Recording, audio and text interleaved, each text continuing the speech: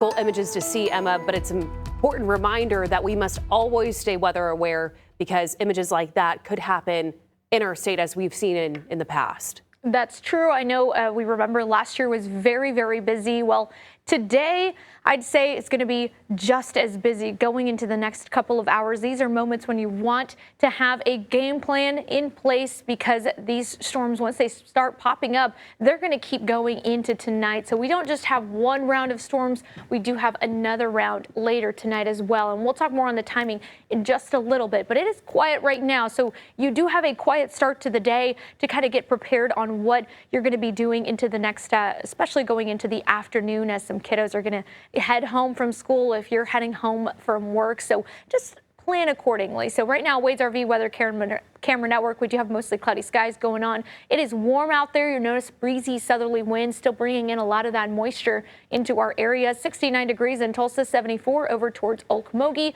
with those southerly winds. Breezy now, but could go upwards of 15 to 30 miles per hour. In fact, the majority of your morning will be rather calm, but I will say by about 12 o'clock, we'll start to see some isolated storms popping into the area and then more widespread showers and storms, especially that could be severe by about 3 o'clock. And then we'll keep that trend into today. Temperatures only holding off near 80 degrees for today. Now, as you can see, we do have an elevated risk for tornado threat for today, and that's why Storm Prediction Center does have us highlighted in a moderate risk. This is 4 out of 5 risk for strong to severe storms. It'll be interesting if they end up maybe going a high or if they're keeping it at a moderate for today, but they do have a very large area in place that extends from southern Kansas into here eastern Oklahoma and portions of Arkansas and Missouri as well. Our main concern with this is going to be a tornado and hail. And I will say, as you can see, about a 15%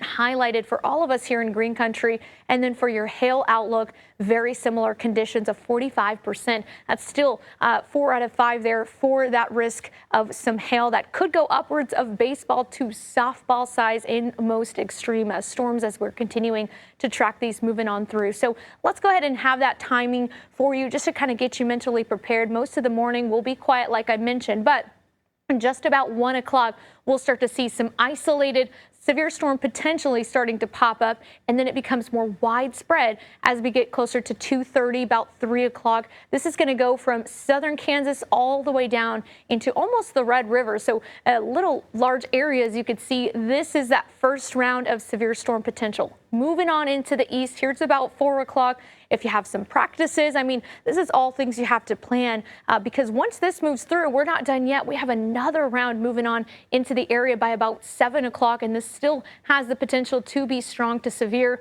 producing all modes really of severe weather possible. And this will continue. Here's about 9 o'clock into eastern Oklahoma. And then we'll kind of see maybe some light showers. Most of us actually will be more on the quiet side. Here's about 2 a.m. We could see maybe another pop-up storm, but right now we'll also focus on that flood watch for far eastern Oklahoma. And then after that, Tuesday's looking more quiet.